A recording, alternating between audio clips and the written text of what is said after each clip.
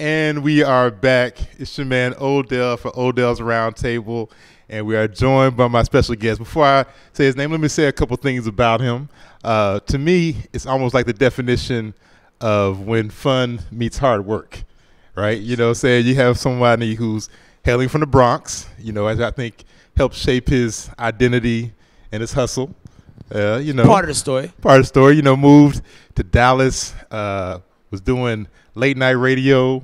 Actually, was able to have his show on 97.9. It's like one of the top rated shows in that market. Yeah, I mean, we had to fight to get there, but you know, it became a thing. Hey, you did that. You know, also a talented MC with a lot of projects, but not only that, someone who as well is part of a group, Bodega Brothers. And with all of that going on, I'm talking about someone who you might know him more recently for a lot of the work he does on the nationally syndicated radio show, the Ricky Smiley Morning Show. Yes, sir. Not to mention you can see him on national TV, you know, 5 times a week, Dish Nation. You know, it's a little something that you can see him on. Not to mention, you've seen his brother now recently on some TV shows, sitcoms, got some movies and things coming out. Without further ado, I am pleased and welcome to have HeadKrack on the show, man. Odells, thank you for welcoming me to the round table. It's crazy, like when you when I hear it, like from an outside of body type way, it's like, who are you talking about? Apparently, man. You did a couple things. I want to start with that, right? So I want to talk about okay, moving from New York to Dallas. That's one challenge, right? And then dealing with moving into commercial radio without your name being your name now, that's another challenge, right? And then going into a city and a new market and having people embrace you. Well, I mean, some of those things were out of my control. Okay. Like I could not control me moving to Dallas. Like, you know, like my mom's left my dad in the middle of the night, and it was just like a snowball of lies. Okay. Like, hey, we're gonna go visit your grandpa in Queens. So I'm in Queens for about a week and a half. Hey, how would you like to go visit your grandma in Dallas? Okay, cool. That sounds like fun. Okay. School starts in 3 weeks. Okay, cool. We got time. Yeah. Then I get to Dallas and they enrolling me in school. I'm like, yo, what the hell's going on here? You know, so it was kind of like right. I got slave traded to Dallas. It was kind of weird. And it was culture shock because, exactly. I mean, New York City is comprised of 1,000 different races and types of people. You know, you go to places like Texas, you got blacks, whites, Mexicans. Yep, that's pretty much it. In New York, you have Italians, you have Irish, you have Dominicans, Puerto Ricans, blacks, Haitians, Jamaicans, Egyptians, Panamanians, Ecuadorians. Yeah, everything is broken up to all these racial factions. You know, there's white on white hate. The Irish people don't like the Italians. The Puerto Ricans think they better than the Dominicans and the you know, it's crazy. So going to Texas and not seeing Puerto Ricans and being the minority who people want to touch his hair. I fought a lot of people. Oh, man. But it was part of the process. Right. Growing pains.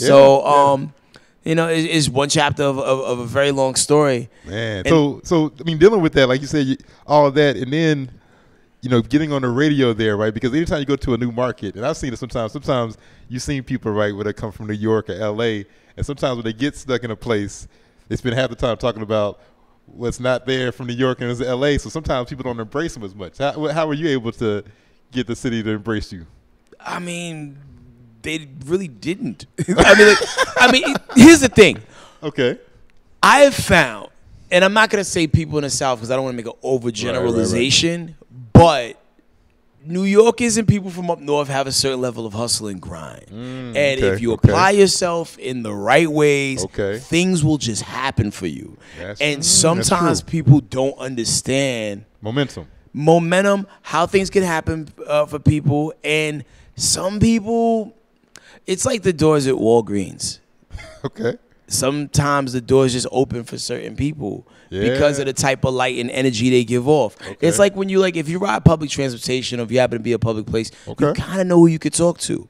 Yeah. Because of the energy that person is giving off. It all works off of frequencies. So I think there are a lot of people out here in the world that work off of a certain frequency where because of how they move, they may not have to work as hard as the next person to get what they want because they suggest certain things and the universe just makes it happen. Right. Like me getting on the radio was literally me hanging out with my friend at a party saying, hey, there's a new station in town. Okay. I want to work there. And he said, yeah, me too. I was like, cool, let's go to the studio tomorrow and make a tape so we can do like the overnight shift or something. Right. Like as calmly as I'm telling you this right now, like, let's do a tape so we can do the overnight shift. Yeah. And we went to the studio, we made a tape, and instead of giving us the overnight shift, they gave us the 6 to 10 shift at night. Yeah. And that was our first radio gig. We had no prior radio experience. And God put the person that he put in place at the time to allow us to have this opportunity. Yeah, there's a guy named Daryl Johnson who actually used to be the PD at Hot 107.9 in Atlanta. Wow. Back when it was called Hot 97. Yeah. And he was just a young Vanguard program director Take a chance on you. who was like, what? You guys have never done radio? You guys will make a great night show. And then boom, it happened. Right. But we also walked in there with the confidence of like, we're going to have the night show. Well, see, here's the thing, too. So a couple of things you just said in there, which is so true. Because for one, a lot of people will sit around, wait for something, sit around and hope for something. And then also, too, like you said, is that, yes, Daryl was there to present the opportunity, but yes, you were prepared for it. And what's funny about it, because I think about when I first met you, and the reason I brought up about the city embracing you is because when I first met you, you actually came to see me and my people on the Beats and Lyrics show. And I never forget, because I remember I got to the studio, and at the time, I didn't even know really nothing about you. I didn't know the show you were on or anything like that. And I remember talking to Jay Force. I was like, who? I was like, hey, man, that brother that, they seem pretty cool. You know what I'm saying? I was like, so you're like a nice guy, right? So the next thing I know, I go and I started looking. I was like, wait a minute. I listened to the Rick Smiley show. I'm like, isn't this the guy that was on the? I was like, this is the guy that's. And then I'm seeing the distant. I'm like, wait a minute. This is, But every time I would see you out, it was never on some, big TV guy. This is and that. And I was like, wow. I was like, he came to the city, to Atlanta, and embraced us to try to get a lay of the land. So that was always big to me. I mean, at the end of the day, like even though I do commercial radio, the underground hip hop people, like I feel like that's what I'm truly amongst my people. You know what I mean? Like you could work at Wendy's and be a vegetarian, but that's not what you into. Like Wendy's may not be what you into. Right, you know what I'm saying? Like what I do during the day, it pays the bills and it allows me to sprinkle what I like about the culture into what I do. Yeah. But when I get off, I'd rather kick it with y'all. For real. Right, you know what I mean? Right. I mean, even when we was talking probably about maybe 3 years ago about trying to put together like a little podcast situation, I was excited about it. Now, if we had that same conversation now, I'd know exactly how to do it. Exactly. Because like I understand the resources and how to effectively do that sort of thing now. But I rock with what y'all do and the way y'all carry that flag because like being, I said it last week on the ATL Remix, like being a fan of the culture, the true aspect of the culture, not the culture, not the commercial aspect of it. It is a thankless job. We are like some resistance fighters out here, doing what we got to do to make sure, like everything, there's some sort of record of what was popping, and it's not just the things that you hear on commercial radio. Right. Man, that's so true. Wow. That kind of leads me to my next question because it's so funny when I talk about like talent versus exposure, right? So what I mean by that is that there's a lot of talented people who are looking for the exposure, some people who haven't had the exposure, and you same way, right? Like you are someone who now have national exposure, constant on TV, things of that sort. But from a standpoint, I see you out here on your grind and on honing on your craft, like you're still some underground, undiscovered person, man. Like, well, see, it's about frequency, right? Okay. So the frequency in which you hear me on the radio and see me do TV is way higher than the frequency in which you see me like somewhere rhyming. So I have to work 9 million times as hard for y'all to see me as an MC. Despite that's what I want, that's what I came into the game wanting to do. When I first started working on the radio 1,000 years ago, my goal was to not only find like dope people in the city, right, and put them on. I also was going to use that as a springboard to like, hey, like, and I do this during the week. On the weekend, I tour. Right, you know what I mean? Right. So like you're fighting truly a good fight. Yeah, you're truly entrenched in the culture, and like and then you go out and live it on the weekends. But as time went by, like the stations became more corporate, more consolidated, and truth be told, like the people that were the PDs around the time where we were doing our thing, they hated the level of power me, Super K, and Keynote had. They hated it. Because the guy that hired us, he was just too real for the room. Like, imagine if Kanye West programmed the radio station. But not Kanye West at the White House. Right. George Bush don't care about black people. That Kanye rebel. Still like running up on Taylor Swift, like right before it went really great. Yeah, like he was a renegade, too real for the room. He ended up getting let go. So as like different PDs were coming in, they realized that we had this great relationship with the different record reps because I used to work behind the scenes for record companies. So I knew these people already. We're friends. What? You're working a new RZA song? I'll play it, sure. Because they had, right. And it wasn't for no payola or nothing either. We just wanted to give people options because you had what was going on that was already in a playlist, and we had a little wiggle room to get what we wanted to get on in. So it just got to a point where like they would just certain people were getting frustrated that the label people were coming to meet us direct. And we had built that relationship. Yeah, but these were friendships. And then even the new people that we would meet, like they would come through like, yo, we want to bring blah blah blah. And then be like, how'd you get such and such to come on the show? He's like, well, blah blah blah hit me up, and I was like, why not, right? And then between point A and point B, like the cuffs just slowly went on our wrists. Click. Start taking features away, and then all of a sudden, like we became robots in the machine. So how'd you keep that love then? How'd you keep? Oh, we would revolt in our own little ways. Like, like if there was such thing as passive aggressive radio, me, Super K, and Keynote were doing it at a maximum level. Like, clever with it, like to the point where the audience being on it, the PD almost think we were talking about that, but they weren't sure. And you would sound crazy for bringing us into a meeting about it. Like, why would we do that? We would hold the mirror up just to show you how crazy some of the things you were doing was, but without calling your name. But like, still keeping it like respectful, like to where like you can't fire us over this, because we're just painting scenarios here.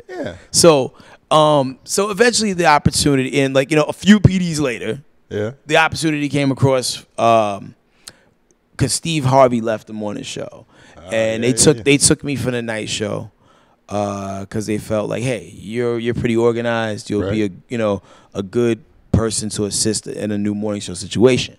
So the way they sold me on it was gonna be like, it'll be like you and Ricky Smiley. It'll be y'all morning show together. I'm like, all right then, cool. That sounds interesting. Still a little leery because I didn't want to leave my partners because at this point we were doing the night show for like 4 years.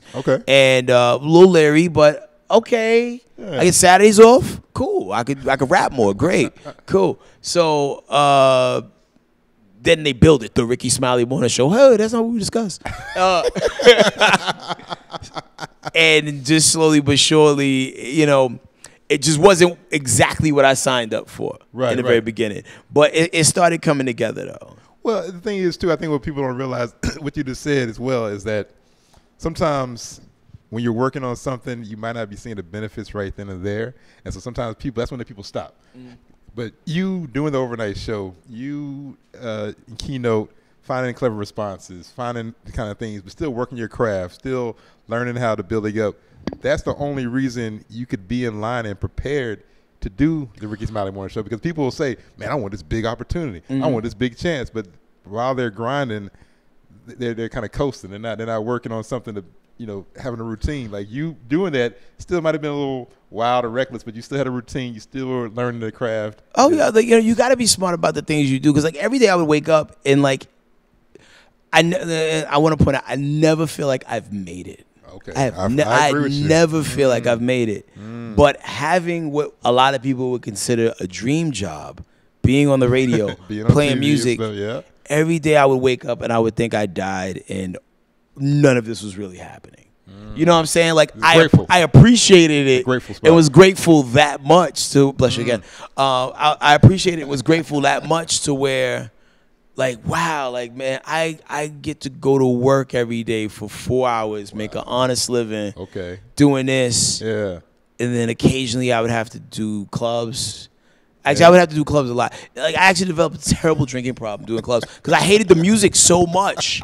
I would have to get hammered. Like, yeah, commercial radio, you definitely got to, so those club appearances are I became the Wolverine of drinking. Like, it got to the point where, like, this man is on his 5th Long Island iced tea, and he's still making complete coherent sentences. I had to build up to that because at first, wine was knocking me down. Okay. Like Okay. or like like 1 Long Island iced tea, and I'm like, goodness. yo, you got it? Like, but after a while, I had built up this supreme tolerance to alcohol to where like I had to pull myself back and be like, whoa, this isn't good. Like, I never got pulled over for a DUI or anything, but we don't promote drinking and driving. But I also realized that, hey, man, if you got a drink that do something, you probably shouldn't be doing it. Exactly. So I started being more selective of the things that like I would lend myself to. Right. So like even like to this day, you won't see me at everything. Yeah. Because my answer for a lot of things is nah. Well, there's power in saying no. A lot of people don't realize that because sometimes when you say no, it just allows you to do other things. Yeah. And like I had Shay Lawson on here, phrases I love what she said. She said, when you say no more, it gives your yeses more strength. True. So that's so true. So listen, we're going to take a quick break. I want to come back because he has a lot of projects and everything going on. So we're going to take a quick break. We got HeadKrack in the house. I knew it was going to be just all kind of fun. Oh, man, I'm loving it. Love it. So stay tuned. Be right back. Odells Roundtable. And we are back. Odells Roundtable. I'm still joined here by HeadKrack. So happy to have him in the house, man. We were talking just about working hard, right? We're talking about grinding. Talking about this, playing your position, playing your role on this, like, all these moving parts going on. It's an interesting dynamic because I am who I am on that show, but I think you'll get like 4 different versions of me on that show. Okay. So there's me who comes to work who hasn't gotten sleep. Okay. And at this point, I arrive to work and I'm delirious. Less of a filter. Right. Random comments coming from the grassy knoll. I actually enjoy that version of myself. Okay.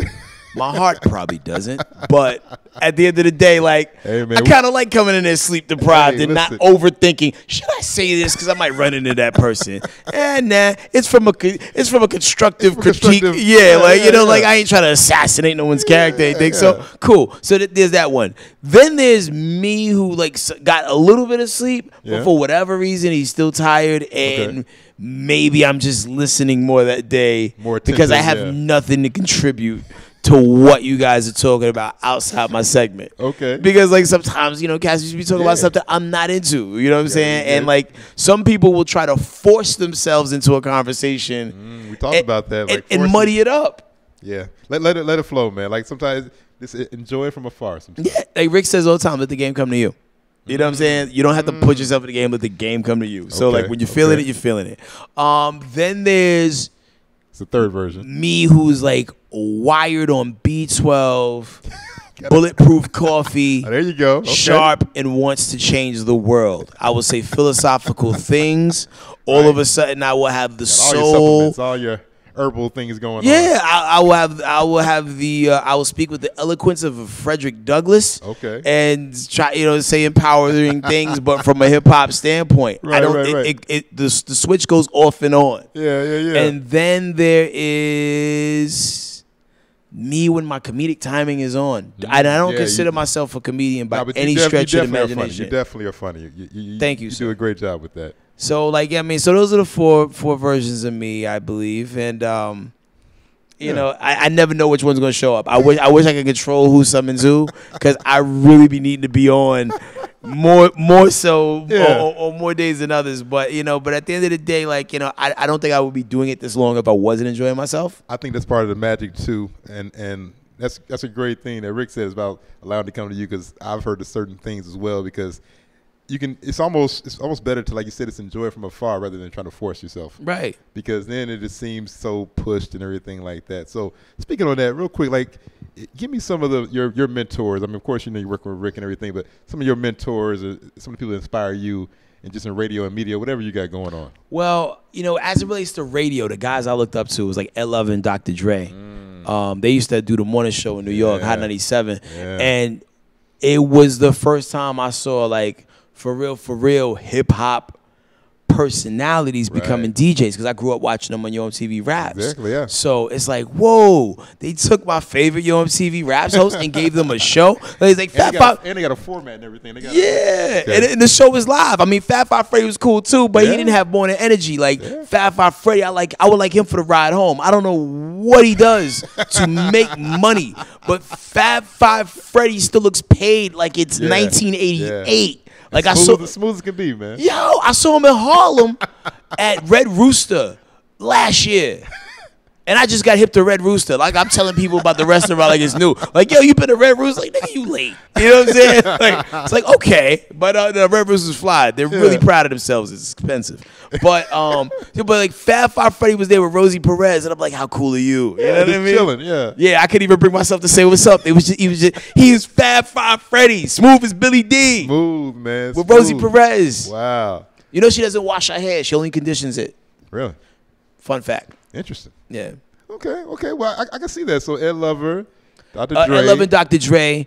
Of course, I was a big fan of the Star and Buck Wild era on Hot 97. Yeah.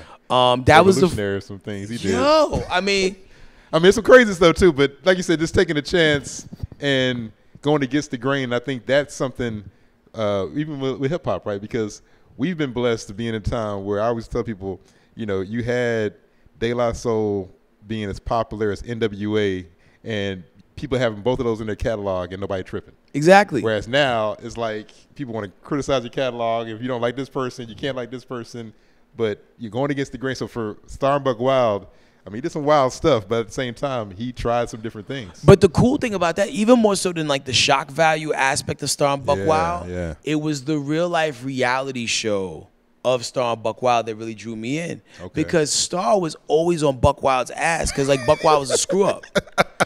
And to this day, he's still a screw up. I was watching something on YouTube, and like Star was going to go pick him up from like a group home, and he's an adult, or like a halfway house, a halfway house.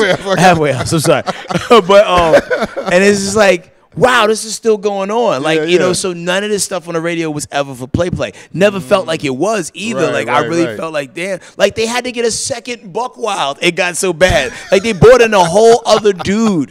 Like, you know how like on The Simpsons, Snowball 1 died, then they brought in Snowball 2? That was the cat. And they brought in a second Buck Wild. So like that really, like it was dope, because like not only was this dude speaking his mind, but like you really got to peel back the layers and find out what was going on with the people on the show. Yeah, he didn't mind sharing. Innovation. So definitely things that innovate inspire you for sure.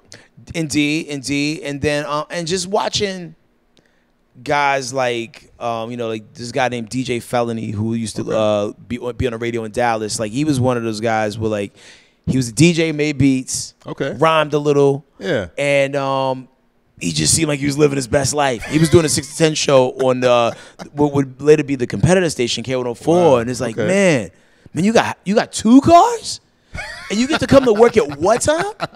And then you got to go to they're paying you to go to the club when you leave it? Yeah. Man, like I was awestruck. I thought it was great. Somebody having it together. And then there's the other guy named KK Holiday, who was a radio personality originally from D.C. He also worked at K104 at one point in time in Dallas. And he like, for whatever reason, just took a liking to me in a non-Atlanta way. And, and like, and somebody's not funny, right? Right. I mean, I'm just saying, just to clear that up.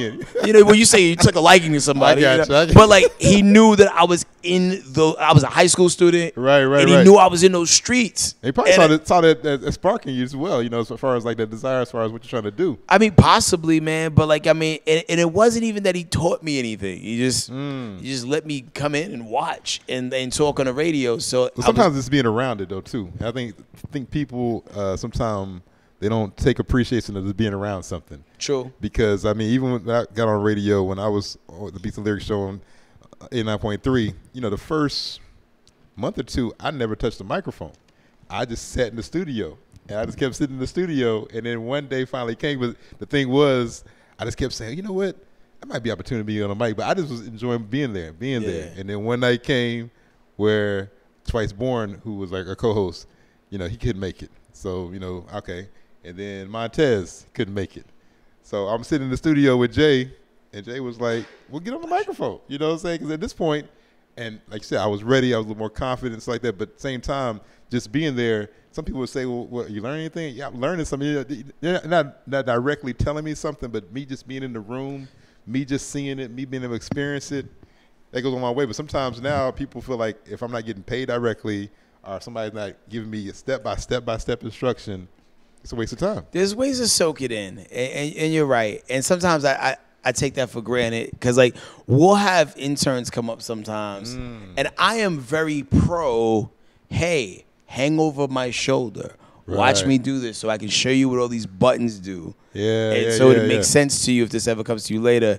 And then, like, our producer would be like, yeah, I need you to sit over there on that chair over there. I'm like, how they going to learn?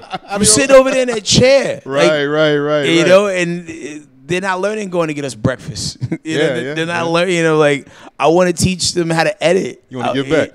But, like, we have a very fast-moving show. Yeah, you do. That's I am the master of, like, taking on more. You know what I'm saying? Like, hey, the show's going great, but what if we brought some pets in here? And I like overstimulating myself because I get bored easy. So the more I got going on, the more we have going on, the faster the day goes by. Well, also too, I think if an intern is just lucky to be in the room, as much as you want to show them stuff, if they're still there to soak it up, that's still a great opportunity. But it's like imagine if there was a table as high as where he's sitting, right, and where that blue can is. That's where the intern is. Yeah. And okay. I see what you're saying. They can't see nothing. It's not much to soak up, right? Yeah. Like, oh my gosh. What did y'all learn? What did you learn today? That they don't talk to each other when the songs are on. Oh, okay. That's very true. Well, going into you though, right? Because, like, say you have your own projects going on. You have the things with the Bodega Brothers, man. Action Park, new project and everything like that. Talk about the labor of love of yourself, like I said, being an MC and these projects you have coming out. I've been a victim of, like, detox syndrome for the better part of probably 8 years. Like, I've always been recording. I never stopped recording. Yeah. I was recording so much I had to, like, start a group so I could keep recording. I had all these ideas that I wanted to pump out. But the thing is, anybody watching this know if that's an artist, it is expensive to do music. Anything creative, correctly. Whether you're a writer, artist, visual, we all have those struggles. Go ahead, though. Like, not everybody has, like, drug dealer backing. Not everybody has, like, an uncle who's, like, the head of A&R somewhere. I know. Yeah. Hey. So every time we do a project, we really got to work for us, So, like, when you look at the Bodega situation, you have 3 people who may be going through 3 different things financially at one time. Yeah. So, like, so the Keynote and Trav. Yeah. So I can't bankroll that and bankroll my situation and then also live how I'm trying to live at the same time because it's very expensive, once again, to do it at a high level. So where Bodega Brothers stands right now is like we're sitting on a gang of music, a gang of music. Okay. There was a project that too, right? Yeah, there was. Yeah. Okay. Yeah, I was about to tee it up. So let's keep it vague. Let's keep it vague right now. Let's keep it vague, unvague. So we were supposed to do a project with Oh No, and there was a middleman that was like helping negotiate the whole thing. I understand, yeah. And we turned the record in. And they were starting to mix the record. Oh, okay. And then all of a sudden, we lost contact. And like, my feet are bad because I don't run. I don't chase after people. You know what I'm saying? Like, do what you say you're going to do. And that's it, man. Like, I have nothing ill to say about nobody except, you wasted our time. You know what I'm saying? Like, I feel like our time got, because like the other guys, for me, it was nothing. I like rapping so much, I don't care. Like, I'm gonna take all those acapellas and the remixes, the remixes that I'm having done to these acapellas are sounding great. Right. So I'm not mad in that aspect, but like, Trav's hopes were high, Key's hopes were high. I keep my hopes low. Like, I expect for people to let me down. So, when they come through, I get excited. But when they let me down, I expected it. Real quick on that, because I was going to say, in this game, media, things like that, we've all seen it, right? We see, like, you have a great smile. You smile and you stay positive. I, for the most part, smile and stay pretty positive. But, man, there's a lot of shadiness. There's a lot of missed opportunities. There's a lot of, we're going to do this. There's a lot of, hey, we're going to connect. Hey, we're going to work like that. Like, how is it, man, to stay positive? Because I struggle with it at times as well, too. Oh, you said I'm not positive 100% of the time. like I am a living version of the Kermit the Frog meme, where like, it's like, yo, man, like, hey, man, it's his loss. Nah, fuck that. Kill him and do an 8-minute diss record. Like, right. Okay. And the thing is, like, I don't even know who to cite in that project not coming out. Like, I don't know if it's an Oh No thing, because I've never talked to Oh No on the phone. Right. And when I'm going through all the emails, it's like, damn, I don't even have this brother's email address. But we have communicated on social media before. And I even hit him up on a DM like one time. I was like, hey, man, I don't know what's going on with the project, bro. But if there's anything I can do to assist getting it together, or if there's anything you need like vocally to make it better, let me know. And like, I never got anything back. So what you're saying, though, but you were at peace with it in the sense of like, hey, this is how it happens. But you felt bad for your team. I felt bad for them. In the time. I felt bad for them. Yeah, like more so than you can't get time back, man.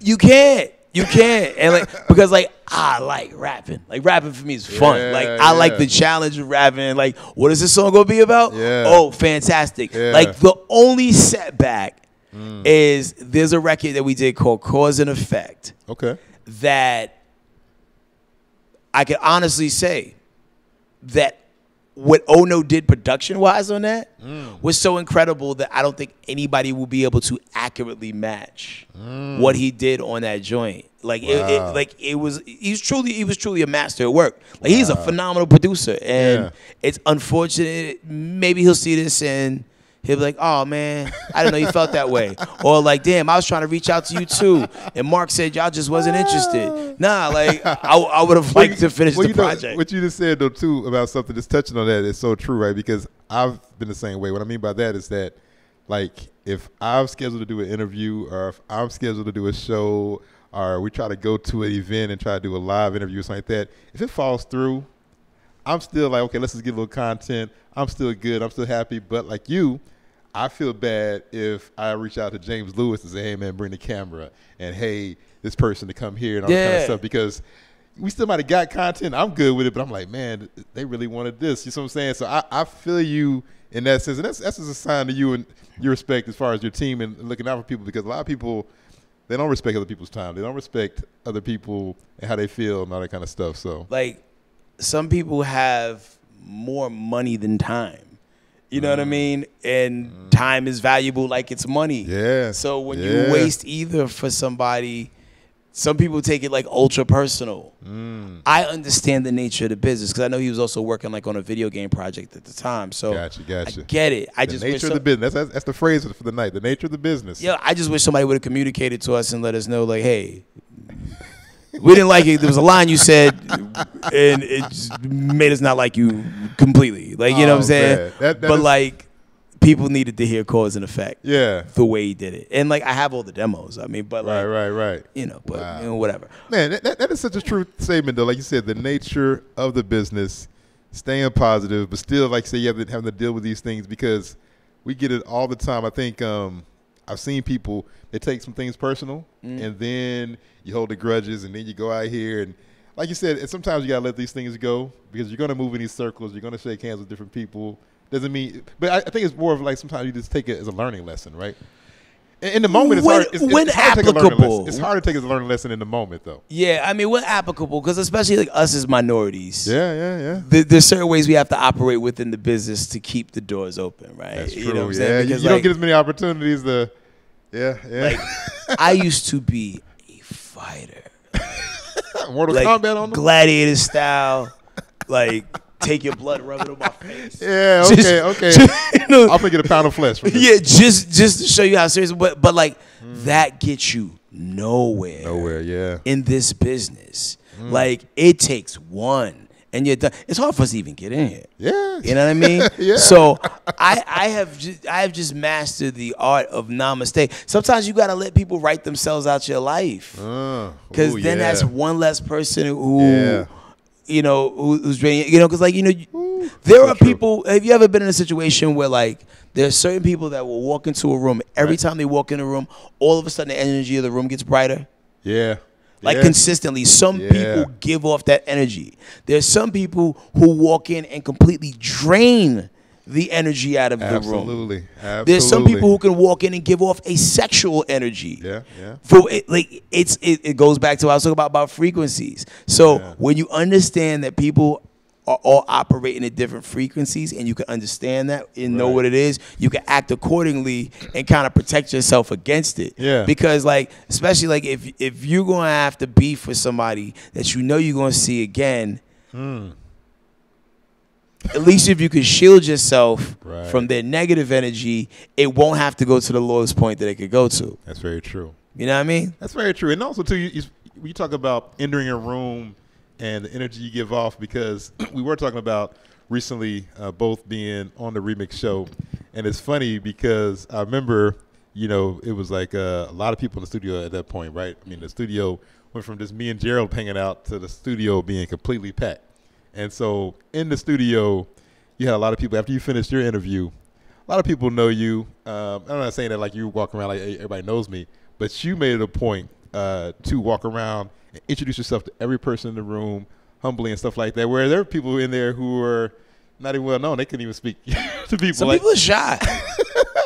I'm shy. Actually, like, believe it or not, I'm shy. But, like, if you know me, then the ice has been broken.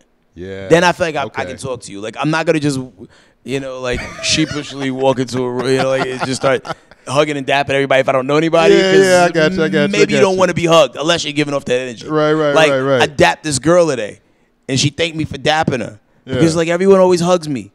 You're the first person to dap me. Wow, okay. But the energy she was giving off dappable energy. Yeah, like, you read it. You're like you wanted to be dapped.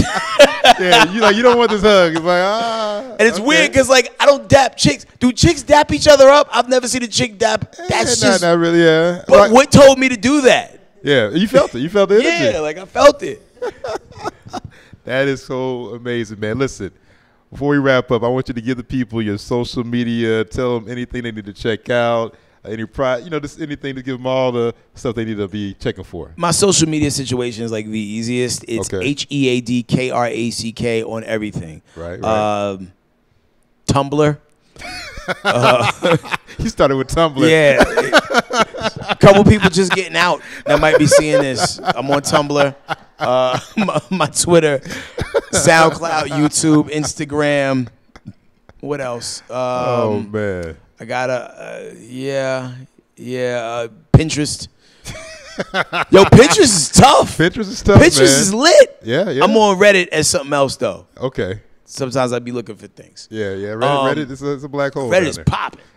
It's a lot of places you can go. Yo, and the crazy thing, I haven't even reached the bowels of Reddit. Oh, because you keep going. It's you're going to do so much at work. You're going to do so much. But looking up like things about like monatomic gold and just like, yo. It's a lot There's of things so on much there. information out There's a there. lot out there, But my current campaign right now, aside from this new season of Dish Nation and Rick's My Show and the reality show Rick's My For Real, is my project Action Park. It is a visual album. Right. Did you go to the party? I didn't get a chance to make it to the party, but we did play the video for All the Way Lit. Word. You were talking about you wanted to hit 10,000 views? Yeah, I wanted to hit 10,000 views. Okay, and then I'm almost there, like 3,000 short. Okay, and then you're gonna release the next video. And that everything? is the game plan. Yes. Man, so we're traveling around the country doing these like visual listening experiences. Okay. My next stop is going to be St. Louis, and then I'm gonna be in Miami. Okay. Then I'm gonna do one hopefully in Chicago, and then people in Dallas. St. Louis. I know I got some family out there in St. Louis. So. Yeah, so it's gonna be dope. I think the one in St. Louis is November 7th. November 7th. And then November 17th. No, November 10th. November 10th, St. Louis. November 17th, we're gonna be up in Miami. And then we're gonna be looking at Chicago, trying to sort out the details now. Wow. But it's been fun, man. Like and like for the people that came to the visual listening party, yeah. some of the videos are even gonna be better than what you saw that night. Cause like there was a couple videos where niggas, man. Yo, like, yeah, man. Like, there's a couple guys that missed the deadline, and I gave them a fake deadline, and they missed that. There's a couple videos I had to whip up myself on the fly. It but the cool man. thing, it's made me a better director. Nature of the business. It's the nature of the business. So like, thing I've experienced a podcast. I gotta edit it up. Nope, that's me myself. Yeah, sometimes you have to throw mattresses at the bottom of your own trap door. Yeah. So when you fall through it, you land on something soft. I knew niggas was gonna drop the ball on a couple things. So when I was shooting some other stuff, I was like, hey, what else girls are getting makeup? Fire that camera up. Put me against this green screen. Let me do this extra stuff just because I feel like cats just to know. Wow. But out of that, I think I got one of my favorite videos that I've ever directed and edited out of it. And I can't wait for people to see that one too. Wow. So Action Park, when is it coming out? The rumor is the end of November, maybe early December. But if you have the shirt, because you came to one of the listening parties, you scan a QR code, you already got the album. There you go. And then also too, like I said, make sure you support the video. Make sure you support everything he's doing. My last question is always, I say, so HeadKrack, what is your secret? What's your formula to like building great relationships, man?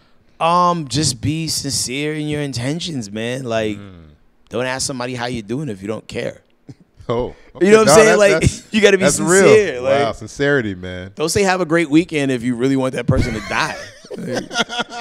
You're wasting everyone's time. Wow, and we talked about the time wasting. Don't waste the time. Like sincerity, man. Lead with sincerity. Yeah, like because people know when what your intentions are. People can sense it. I feel. Yeah. In some cases. Yeah. You know what I mean? So I think as long as you keep it 100 with people will always remember that. Yeah, they will remember that.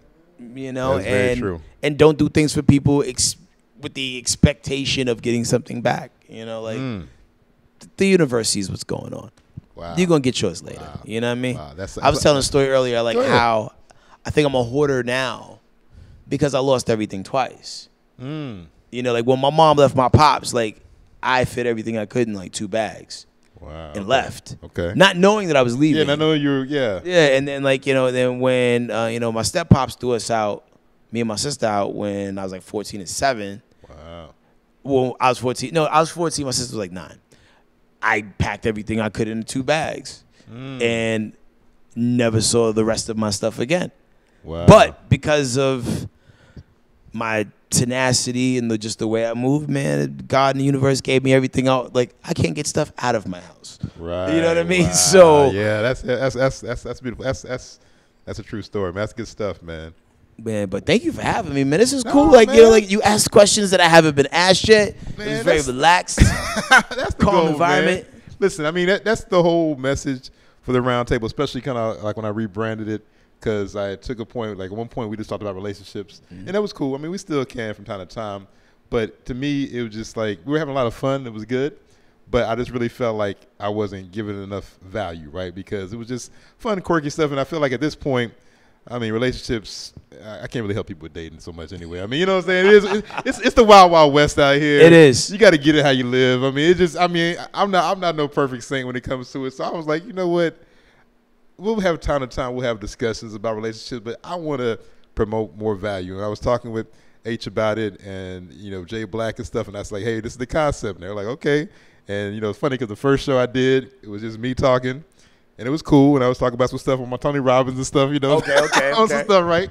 But I was like, I want to really have great guests, and it was a slow build. And it's funny to tell you this because I had a list of, like, people when I said, okay, I'm going to start this new format and how I'm going to do it. And you were one of the names on the list and one of the different people and stuff. And kind of like you, right? Like, even though I know you in a sense, I don't just take it as a given you're going to be on the show or something like that, right? So I remember I was putting things together and slowly but stressing. But let me make sure I'm getting this format right first before I start introducing certain people. And I was like, you know what, Odell, I got to start introducing people, having people on here who I don't know, right? Or people I haven't interviewed before, and just give it a shot. So I had Shay Lawson, the attorney, and I had Kareem Latif from Martell and stuff. And I was like, okay, I'm building it up. And I was like, man, I want to get HeadKrack. And then I'm thinking, like, how am I going to get HeadKrack? How am I get in contact with them? And then I'm like, wait a minute. I know this guy, man. I would have been your practice guest just to run through the questions. Like, your credit is good with me. Nah, like, you know exactly. Like, but I'm the same way like you. I was like, well, you know, let me make sure. And I was like, well, I know this guy. Let me introduce him to the show. And that's what I was because I said I felt like the thing is that so often people see the finished products. And so often people see people shining. And they don't know about the work that's put in. They don't know about the hardships. They don't know about the setbacks because those are the things that a lot of time really help shape people. Like a lot of these wins, you know, I've did great interviews and I've had instances where I've been to festivals, but, you know, honestly, it's like the bad interview or it's the time where a festival turned me down. And that's why I'm like, okay, you know, I'm gonna work harder because you have a decision to make at that point. You got to crash and burn a couple times. Like, I remember I did an interview so bad with Keisha Cole. Like, have you ever talked to like a live person? Oh yeah. With your phone voice though? Yeah. yeah. And Keisha Cole's a tough chick. Yeah. And I'm talking to her like, LL, so, you know, when's the last time you cried? You know what I mean? She looks so appalled. We cool now. Like, I've had way better interviews but you got to crash and burn, man. Got to crash and burn to learn. And that's where I think a lot of people mess up is they when they burn, they don't know how to come back from it. But then also, too, the other side of that was the relationships. You know, I've been blessed to have mentors in this game to say, hey, like you said, be solid, man. Just be sincere. Sometimes you're going to get in a room, and you might not even speak to the person, but just be who you are. Don't go in there with all this rah-rah stuff or being fake and not being who you are. Like, build genuine relationships. Talk about genuine things. Don't try to force the conversation about everything. So I said, what could I do with my show and my platform to kind of exhibit that? And that's what I was going for. And so I appreciate you coming on. Yo, thanks for having me. Story. Like, this was like a very, it was chill. Like, it's like being on Oprah's couch. You know what I'm saying? Like, we just talking about the couch too, because that's what's funny too. Because like we did a show one night. We came to record, and the couch was here, and me and Jay Black, we just didn't feel like moving, to be honest. And I was like, all right, let's just shoot on the couch, right? So then after that show release, everybody's like, man, I like that look, and I was like, oh, we got to keep doing this, man. See? You never know how things are going to come together, man. Like, you know, it's trial and error, man. But sometimes you get it right in the first, second shot. It's trial and error. And I think the main thing I want y'all to take from this, man, is, once again, it's like having the tenacity, having the mindset of it. Because I think that's the thing, too. A lot of people wait. And, man, waiting is something that, I mean, you don't have to be as aggressive or you don't have to be as upbeat. But you sitting around waiting for something, you might as well just go ahead and forget it. You got to move like it's happening. You know what I mean? Like, my whole life, my whole career, I move like it's happening. Like, I got the Eric B. and Rakim tour not because I'm friends with Eric B. and Rakim. I got it because I said I wanted to do it. Yeah, you put it out there. And I hit Eric B. up out of the blue. And he was like, yeah, sure. Wow. Tell me what dates you want. Yeah. Move like it's happening. Yeah. And sometimes you got to ask for it, too. Like, that's the thing about it, too. I keep saying we're going to end this, but we keep talking, but it's all good. I was talking, like, Nardwar, you know. Word! Who was somebody who I look at as a great interviewer. Just his whole style, but he said this one time. I think it was either TED Talk or something. He did something, but he was just saying like a lot of these interviews I got, I just asked. Yeah. You know, and I think that's the thing about a lot of times people sit around, and I've done it. I'm like, okay, this is how I'm going to get to this person. This is how this is that. And I'm like, but same thing with you, and even when I had Kareem, I was like, okay, I don't know him that well. This is that. And I was like, I'll just ask the fool.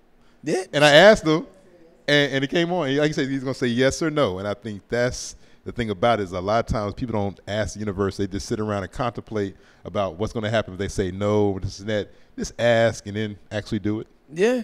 Yeah. And shout out to Narwa, too. I saw him at South by Southwest. Yeah. He acted like I was going to take his wallet. It was so weird. Like, I was just so happy to see him because I like Narwa. Yeah, yeah. I love Very his style of creative. interview. I was like, Narwa. Oh, snap.